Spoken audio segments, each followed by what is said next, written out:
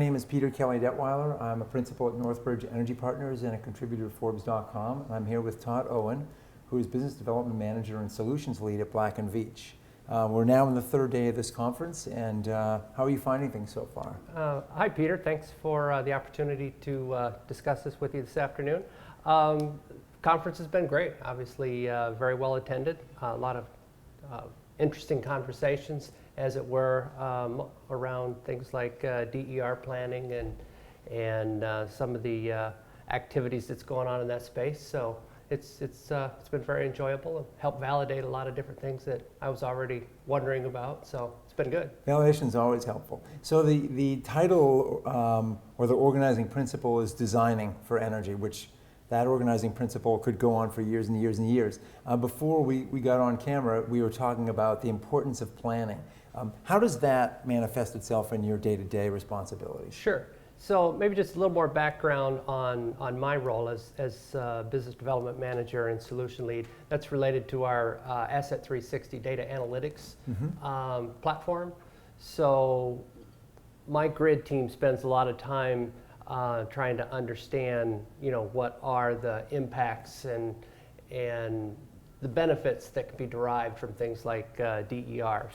So distributed energy resources. Exactly. Yeah, okay. So as from a theme standpoint, I really see planning kind of being a key part of the design aspect as it relates to design for energy. I think you could almost restate it as planning and design for energy, with planning being a key contributor in sitting in a lot of these sessions.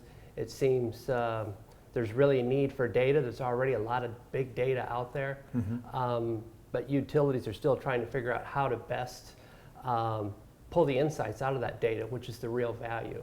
And at Black & Veatch, that's what we do with from a planning standpoint. We help the clients figure out what questions they need to ask, so that they're asking the right questions, hopefully, and then help them put together the plans, long-term plans that they need to minimize the impacts of DER to the grid and hopefully maximize the benefits at the same time. Okay, so big picture, that's what we're looking at. Now let's drill down to a specific example so that Sure. the viewer or listener can get a sense of what that actually means in practice. So you have these distributed energy resources, be they solar or batteries or something else that sits behind the meter on customer premise? Could be. Okay. So yeah. Typically, it'd probably be best just to kind of give you an example of a client that we're working with now. Yeah. So they're trying to figure out and answer questions like what happens with very high electric vehicle adoption rates. And they want to go to, very high renewable mandate type situations. So we sit down with them and basically put together scenarios. So, and these scenarios take into account storage, solar, electric vehicles, and other resources. And they can actually plan out multiple scenarios over a period of upwards of 20, even 30 years, so that they can understand where they need to basically devote their planning and capital planning as well. They can also factor into that process. And that's also within the context of energy market structures like demand charges from utilities and system costs, et cetera. That's the neat thing about once the model is built and you have the different scenarios. Nothing is wrong yet because it hasn't actually happened, but you can go back and tweak that over time so that fuel prices change. You can adjust for that in your scenario planning. If you want to add in storage at a later time and see what that does to the plan, that's something that can be done again once that model has been built. So with all of the changes that are happening in this industry, 5 years ago, who would have thought that solar and wind costs would be where they are, or that we'd see these penetration rates? It strikes me that it's kind of like a hurricane map, right? Where you know when you're first watching that hurricane, it's going to be somewhere here, but the cone of uncertainty gets wider the further out you go in time. So in a world that's changing so rapidly, once you get past 3 or 4 years, how broad does that cone of uncertainty look like in the planning and the scenarios you're developing? Well, certainly there's going to be some uncertainty there. Yeah. And that's the importance, I guess, of being able to go back and adjust that plan. Usually it's, we try to overlay that or integrate that into their integrated resource planning process. So it's actually rolling, ongoing. So they may revisit the plan, every 18 months or so that they can make those adjustments to try to keep that cone not from getting a little too wide.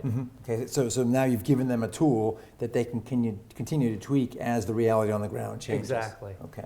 Well, that must be incredibly fun in some sense. It is. Yeah. It's very rewarding. It's very exciting space to be in right now, and allows.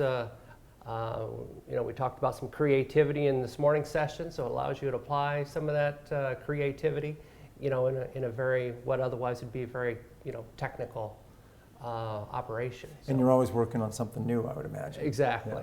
Exactly. And is data the real critical element in this whole thing in terms of suturing it all together? Certainly, data is the key part, and being able to pull out the the information that you need to make that data truly valuable for the additional situational awareness and the planning.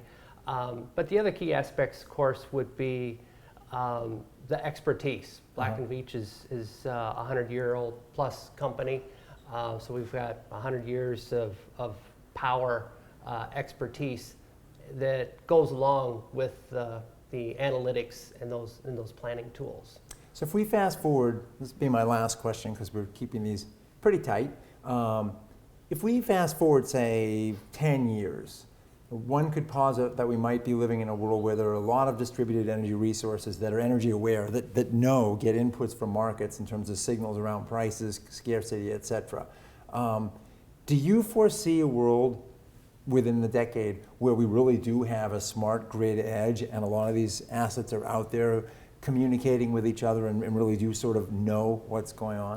I think that world is actually probably already here for some utilities. Not only do we have electrons that are being rerouted and beyond the linear approach of traditional power flow, but it flows all over the place along with the data. And we've seen that in particularly as utilities upgrade their telecom systems that allow for this type of information flow. So